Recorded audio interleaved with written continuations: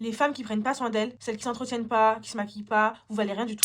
Tout, absolument tout, est filtré par le miroir. La féminité n'est pas un hobby. On dit qu'il n'y a pas de mal à vouloir être belle, mais dans notre société, ce désir a un coût très précis. Temps, argent, santé mentale. C'est une forme de charge mentale à part entière. Celle dont on ne parle presque jamais, bien avant le couple, les enfants et le ménage. Et elle finit par s'infiltrer partout. On ne parle plus seulement d'être présentable, on confond carrément bien-être et conformité esthétique. Pendant qu'on gère notre corps comme un passeport social, on n'a plus le même temps, ni la même énergie pour nos études, pour nos projets, ou tout simplement pour réfléchir à ce qu'on veut vraiment. La peur de ne pas être assez bonne, assez belle, c'est inconditionnel. À force de vivre sous le regard des autres, on se met à s'autocorriger avant même d'être critiqué. Ce qui crée une insécurité permanente. Et je vais rien t'apprendre de nouveau, ce n'est pas neutre. Plus tu es occupé à te corriger, moins tu as de la place pour te construire. On glorifie la femme idéale, performante au travail, parfaite à la maison, séduisante en permanence. Et ce système profite à qui? À des industries entières, à un ordre social qui préfère voir les femmes se corriger, pendant que d'autres investissent leur temps dans le pouvoir. Et c'est là que j'aimerais te dire un truc. Quand la beauté devient l'axe central de la trajectoire des femmes, même leurs réussites sont souvent celles qu'autorise cette injonction. C'est vrai, on est nombreuses dans le monde de la beauté, du mannequinat, dans le domaine de la mode. Mais si on regarde l'univers de la tech, de la finance, des hauts postes à pouvoir, malheureusement, on disparaît. On est très peu nombreuses. Donc oui, ça ouvre certaines portes, mais ça prépare aussi la suite. L'invisibilité dès que le corps vieillit, ou la relégation dès qu'il n'est plus conforme. On ne n'est pas obsédé par notre apparence.